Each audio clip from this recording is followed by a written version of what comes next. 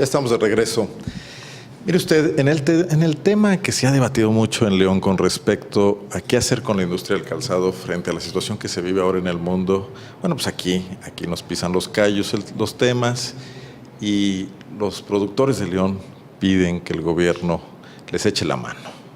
Aquí hay una historia, una vieja historia de cuando éramos una economía muy protegida y un mercado interno que se defendía y que no tenía acceso, muchas veces para mal, a los productos del exterior. ¿Qué hacer con nuestra economía?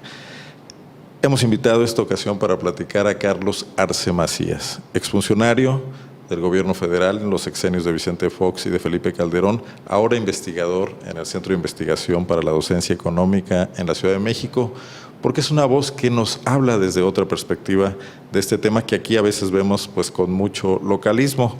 Carlos, gracias, bienvenido a Revista de la UNA y a Zona Franca. Gracias, Arnoldo, un placer estar aquí contigo y con tu audiencia. Te leímos en el AM, una postura que además tú has sostenido a lo largo de mucho tiempo. ¿La industria del calzado necesita evolucionar y no tanto que la proteja el gobierno? Pues yo creo que sí, evidentemente la economía está evolucionando. México es muy diferente de los años 70 del siglo pasado, ya estamos hablando del siglo pasado, a una economía globalizada como es la de el siglo XXI, y evidentemente tiene que haber adaptaciones de las industrias.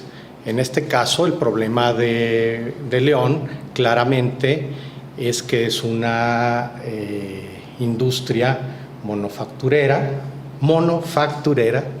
no solamente manufacturera, monoproductora, se oye mejor. Y en este sentido, esta situación la pone en una condición de riesgo, de debilidad, en relación con toda la ciudad y el desarrollo de la ciudad. Las ciudades tienen una plataforma sobre la cual se van desarrollando, que es su economía, y esa economía, para tener mejores condiciones de desarrollo, tiene que estar diversificada. Ese es el gran reto de León. Pero no vivimos a veces, yo pienso mucho sobre un mito, ¿no? Mira, León se ha diversificado mucho, tiene un gran sector de servicios. Sí. Aquí se han generado cadenas de valor de empresas que ya no le apuestan tanto a fabricar zapatos, sino a comercializarlo de forma imaginativa, desde las viejas tiendas distribuidas en todo el país hasta los catálogos hoy. Como que sí mostramos creatividad en muchas cosas. La industria del cuero le ha entrado a proveer a la industria automotorizadora en Guanajuato con el tema de acabados, asientos y este tipo de cosas. Digo, algunos, no todos. ¿Por qué un sector sigue aferrado al tema de que le afecta lo que viene del extranjero, que está subfacturado, que la mano de obra en China es muy barata, que no pagan allá seguro social, etcétera? No se está privilegiando a un solo sector de la industria y dándole voz para que hablen a nombre de todos, cuando ya hay muchos que no requieren eso. ¿No es populismo de los políticos? Bueno, yo coincido contigo, no solamente hay populismo de los políticos, sino hay populismo también en el sector empresarial, esencialmente en las cámaras. De alguna manera, yo creo que sí, políticamente, la Cámara del Calzado capturó a toda la ciudad. Tiene encadenada la ciudad, o por lo menos eso es lo que trata de hacer, a la perspectiva de la industria zapatera local. Entonces, esta situación... A la perspectiva de los 70s, como tú dices. A la perspectiva de los 70s, siendo muy virulentos, siendo muy inteligentes para poner sus asuntos y sus problemas y tratando de escalarlos a nivel político. Y al hacer eso, evidentemente han, en este caso, convencido al gobierno federal de sacar una serie de medidas tramitológicas. No pueden hacer otro tipo de cosas porque OMC se los impide, para tratar de desalentar y de frenar un poco, solamente un poco, muy poquito quizás, la importación de zapatos, sobre todo de Asia. Ese es el asunto. Sí, han sido muy audaces realmente en su manifestación de interés y sus requerimientos hacia el gobierno federal. Y el gobierno federal, sobre todo, yo creo que midió el asunto político en León y bueno, pues le está obsequiando esa medida, una medida marginal. Déjame preguntarte, las medidas que se tomaron, ya ni me acuerdo cuántas son, un decálogo ahí de medidas, ¿no? ¿De qué van a servir? En tu perspectiva y en tu experiencia. Pues, mira, yo no te diría solamente mi perspectiva y experiencia. Antes de escribir mis artículos en el AM sobre estos datos, hablé con amigos que fueron funcionarios en aduanas, muy altos funcionarios en aduanas. Lo que me dijeron fue, bueno, pues esto va a molestar un poco a los importadores y se van a tardar 6 meses, 9 meses más o menos en acomodarse, y luego seguirá pasando la mercancía ya de una forma normal. Probablemente a algunos les abran incluso las opciones de presentar amparos, de tener amparos que van a hacer un gran boquete en todo lo que se vaya decretando para establecer esta tramitología. Hay abogados muy buenos del otro lado. Digo, ya lo han vivido los propios zapateros con los amparos que ha habido contra cuotas compensatorias, etcétera. Entonces, sirve de poco, sobre todo ya cuando estás en la aduana, ya cuando la aduana se te convierte en tu protección, en tu red protectora. Pues la verdad es que sabemos cómo funciona la aduana mexicana y nunca ha sido muy eficiente en estos temas, ¿no? Por eso lo concentran en 9 aduanas. Me parece terrible que casi es un reconocimiento de que no se pueden hacer las cosas bien en el resto. Y luego estos visores que propone la industria, ¿no? Hay toda una metodología, por ejemplo, para la evaluación de las mercancías. Una metodología marcada por OMC, por la Organización Mundial del Comercio. No pueden llegar ahí los visores a decir, yo creo que es esto y se acabó. Digo, del otro lado están los importadores que también tendrán sus derechos a salvo. Y que muchas veces son mexicanos y son leoneses. Son mexicanos, son leoneses y que aparte no son traidores a la patria. Realmente la Constitución nos permite dedicarnos a lo que queramos, siempre y cuando se trate de una labor legal, de un trabajo legal. Bueno, o sea, no podemos estarnos abriendo al mundo en unas cosas y cerrándonos en otras. Exacto, porque que creer que vengan aquí manufactureras de autos y que calzado no. Es que esa es la gran paradoja de Guanajuato. Guanajuato está prácticamente en una situación explosiva de exportación, tanto en Celaya como Salamanca, Irapuato, Silao, y de repente encontrarte un lunar totalmente en contra de todas las acciones del gobierno, de las imbricaciones de tratados de libre comercio, etcétera, que sea León porque pues hay un grupo que quiere seguir protegido, sobre todo desde un ambiente poco productivo, de muy baja productividad y de muy alta informalidad también. Para que me protejan, pues lo primero que debe de ser ese productor pues es formal, tiene que pagar sus impuestos, porque no hay comercio más desleal de aquel comerciante que paga sus impuestos contra un comerciante que no paga sus impuestos, ¿no? ¿Qué va a pasar al final del día? O sea, esto va a impactar muy poco en los problemas que tiene la industria del calzado, que son problemas de competitividad. Yo iría más allá. ¿O les da un respiro? No creo que les vaya a dar mucho respiro. Probablemente sí bajen un poco las importaciones, pero la verdad es que ¿quiénes están importando? Son grandes empresas importadoras, no son pequeños importadores. Digo, aquí en León hay 2, 3 grandes importadores que tienen muy fuertes redes de distribución. León se puede convertir... Que crean empleos, que pagan impuestos. No, y aparte se puede convertir en un núcleo muy importante de comercialización de zapato de todo el mundo. Ni siquiera hablo de Asia, de todo el mundo. Habría que tomar esa oportunidad que, si siguen las cosas como están, pues se los van a arrebatar otras ciudades. Digo, la Ciudad de México lo puede hacer con toda tranquilidad. Desde allá se puede hacer. ¿Qué opinas del tema que se discutió mucho en ámbitos nacionales y también en León, de este negocio del Dragon Mart en Cancún, que se mezcló con toda clase de cosas? Me parece que es una gran iniciativa que trata sobre todo, no solamente México, sino sobre todo ser un punto precisamente comercializador de productos asiáticos, la gran mayoría de ellos, con vistas a Centroamérica y el Caribe. Me parece magnífico, y si alguien va a Cancún y quiere darse una vuelta por el Dragon Mark y comprar algunas chucherías, y incluso que sé que el zapato no va a entrar, hay un acuerdo ahí con ellos, pero pues, si hubiera zapatos, también zapatos o ropa o bolsas, las señoras estarían encantadas. ¿Por qué evitar que los consumidores mexicanos tengan esa ventaja? Una cosa importante, Arnoldo, yo fui procurador federal del consumidor y ahí aprendí muchas cosas, pero la principal es pensar como consumidores también en la sociedad. Está muy bien, por un lado están los señores industriales, tienen sus intereses, pero la generalidad de los ciudadanos somos consumidores, todos somos consumidores y también tenemos nuestros intereses. Y nuestro interés y derechos, por supuesto, son derechos, incluso derechos humanos de tercera generación. Bueno, como consumidores tenemos derechos también a poder escoger productos y tener las mejores opciones de productos. Porque por el otro lado el proteccionismo es muy bonito, pero pues que nos protejan a todos, no nada más a un grupito. Pues digo, si a todos nos protegen, a nosotros como abogados, que no puedan llegar abogados de ningún otro lado más que de Guanajuato aquí a brindar servicios, pues muy padre, que no pueda llegar televisoras o otros medios de comunicación más que los de Guanajuato para los Guanajuato. Sí, viejo asunto de bienvenida a la competencia. Pues ¿no? Sí, bueno, nos hará mejores. Que a todos nos protejan, o si no, que nos permitan entrar al mercado libre y que en ese mercado podamos acceder pues a los productos que más nos gusten y más nos interesen y simplemente que tengamos ganas de comprar.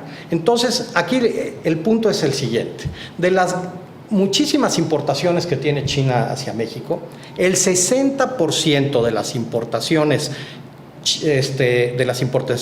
chinas a México son para los industriales mexicanos, son insumos para la industria mexicana. O sea, los señores empresarios sí le pueden comprar a China. Entonces aquí el asunto es ¿por qué los consumidores mexicanos no podemos comprar directamente a China? Y el problema se enfoca solo con China. Esencialmente con China, claro, ahí está, en el caso del zapato está Vietnam, que es un gran competidor, está Brasil también, pero bueno, al final de cuentas, que nos den zapato y nosotros escogemos como consumidores, ¿no? El ejemplo brasileño es algo que bien podríamos seguir, ¿no? No estar pensando en cómo protegernos de los chinos, sino en cómo le vendemos zapato a los chinos. En ese caso, ¿cómo le venden cuero a los chinos también, sobre todo los brasileños, ¿no? Pues sí, pero Brasil no es un buen ejemplo. Brasil es una economía muy proteccionista que ahorita está sufriendo precisamente por ese proteccionismo. Hoy incluso en el Reforma de Negocios sale cómo está comercializando en Brasil la plataforma Alibaba, que es la gran plataforma de comercio chino, y cómo las chamarras, los tenis,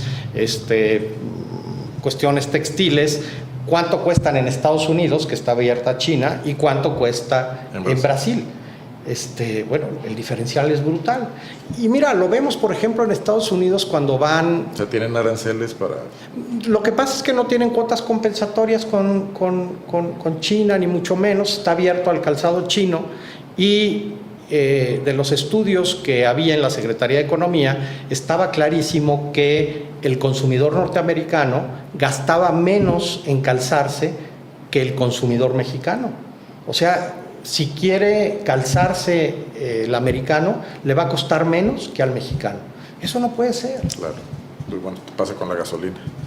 Exacto. Oye, Carlos, bueno, quiero dejar este tema y comentar contigo otra cuestión, también aprovechando que estás aquí, que es el tema político. Tú eres militante del Partido Acción Nacional, histórico en Guanajuato, y bueno, vi que estuviste en la presentación del libro de Luis Felipe Bravo Mena, que comentaste algo incluso. ¿Cómo ves el momento del PAN en el país? No te pregunto en Guanajuato, después de la pérdida de la presidencia de la República y de pues, estas circunstancias que se han venido viviendo de diversa índole, ¿no encuentra el PAN el rumbo? El propio Luis Felipe lo analiza en su libro, ¿no? Dice, deberíamos replantearnos las cosas otra vez desde el principio. Yo creo que hay que replantear muchas cosas. A ver, primero, ¿el PAN está en crisis? Sí, está en crisis. Digo, es una organización que está en crisis después de haber perdido el gobierno federal. Eso no está en discusión. El asunto es cómo sale de esa crisis, cómo puede plantearse las cosas para salir de esa crisis. Yo creo que el PAN, a diferencia de otros partidos políticos, tiene un reto muy importante. Y este reto es que uno de los puntos fundamentales del PAN hacia la sociedad fue esencialmente la honestidad que promovía entre sus militantes. De tal manera que toda esta bola de barbaridades que han estado sucediendo durante estos últimos meses le plantearon un reto muy importante al PAN, porque precisamente su gran aporte a la vida pública mexicana. Uno de sus grandes aportes fue, si nos vamos a los tiempos de las abuelitas, es algo así como viva la decencia. Entonces, este país es un país que necesita hacer política desde una posición de honestidad. Y eso lo tenía el PAN, lo promovía el PAN, a veces fallaba, había mezquindades, había algunos casos muy específicos de gente que no actuaba realmente como se solicitaba desde la organización, pero estaba siempre empujando estas situaciones. ¿Qué es lo que sucedió? Pues evidentemente el poder no es fácil de gestionar, da muchas opciones. Una de ellas es la corrupción. Hay mucho dinero con el manejo del poder.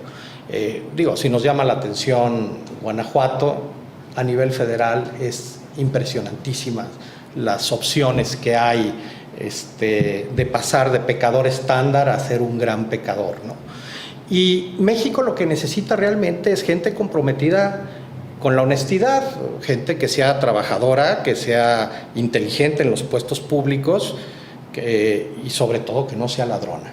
Ha habido ladrones en todos nuestros gobiernos, pero realmente lo que estamos viendo es que se está yendo de las manos en estos momentos la parte de honestidad.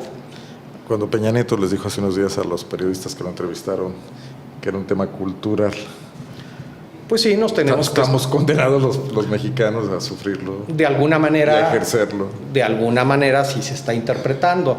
No, yo no creo que sea así, y yo creo que siempre el PAN fue un baluarte en esto. O sea, siempre puso el tema de la no corrupción, del ataque a la corrupción, lo puso por delante, aparte de otras muchas cuestiones. Dentro de la parte doctrinaria de Acción Nacional. Entonces, a diferencia de otros partidos que pueden decir, bueno, pues hay corrupción porque es normal, es cultural la corrupción, todos somos corruptos. Que no me den, sino que me pongan. Pues que no me den, y el que no tranza, no avanza, etcétera, etcétera. Y esto es lo normal, y vaya haciéndose todo mundo, vaya entrando en el aro de que esto es normalidad, esta es la normalidad. El PAN no era así. El problema es que se nos convierta ahora en una organización política que entre al estándar normal de todos los demás y diga, pues no, realmente tienen razón, tenía razón el PRI, fue el triunfo cultural del PRI, el decirnos a todos que pues todo es corruptible, la corrupción es lo normal, es parte de la cultura mexicana, y entonces robémonos los unos a los otros, que esa es la corrupción. Es una serpiente que se devora su cola. Claro. Entonces siempre va a haber alguien que va a tener mejores condiciones para robarnos a los ciudadanos que lo que pueda robar cada uno de los ciudadanos transando por ahí. Pero que al final del día causa un daño corrosivo a la democracia, a la salud pública, al futuro del país, a la productividad, ¿no? Incluso. Bueno, pues eso ya lo han descubierto sobre todo los nórdicos, ¿no? Pues entendieron los países más avanzados que evidentemente se bajan los costos de todo si no hay corrupción. Si no se necesita hacer tanto para atacar la corrupción o hacer como que se ataca la corrupción sin atacarla realmente. Debemos de entender que la democracia no se acaba con la votación. Todo el mundo cree que democracia es votar. Y luego de votar, ya cada quien que haga lo que tenga que hacer, unos cumplen, otros no. Va a cambiar todo. No, y que aparte, pues que la patria nos lo demande y a ver cuándo la patria lo demanda, ¿no? Punto. No, la democracia simplemente no se agota ahí. La primera parte de la gestión democrática ciertamente son los partidos políticos, las campañas políticas y el voto. Pero luego de haber ejercido el voto y que alguien va fue elegido para estar en una posición de dirección de la sociedad, hay una serie de cargas de tipo democrático y la principal es la rendición de cuentas. O sea, no solamente se le nombra para ser presidente de la República, para ser gobernador, para ser alcaldes y ayuntamiento en el caso del gobierno local, sino que se les da el dinero de la sociedad, se les da un presupuesto. Y lo tienen que entregar, ¿no? Y tiene que rendir cuentas sobre eso. Que no es el informe que nos presentan ahí. Exactamente. Faraónico. No, es más, no debería haber informes. Pues debería de haber una rendición de cuentas de tal calado que cualquier ciudadano pudiera meterse en el momento que quiera para ver cómo anda su gobierno, prácticamente con un corte semanal. Ese es el asunto. Muchos temas y te vamos a seguir invitando, si nos lo permites, para comentarlos cuando estés por aquí en Guanajuato, ¿te parece? Con mucho gusto, es un placer. Porque ahí está lo de Silao, que es tu tierra, pero bueno, ya no tengo tiempo. Es una de mis tierras, tengo varias tierras, pero una muy querida ciertamente es Silao. Carlos, muchas gracias por estar aquí. No, muchas gracias, Arnoldo, un placer. Carlos Arce Macías, exfuncionario federal, entre otras cosas, procurador federal del consumidor, pero además también estuviste en el Instituto de ¿cómo se llama? No, en la Comisión Federal de Mejora Regulatoria. Es cierto. Así es. Y ahora en el CIDE, haciendo actividad académica. Actividad académica, midiendo competitividad de ciudades también, cosas interesantes. Ya platicaremos contigo de otras cosas. Es la primera de otras invitaciones que le haremos a Carlos Arce. Voy a una pausa.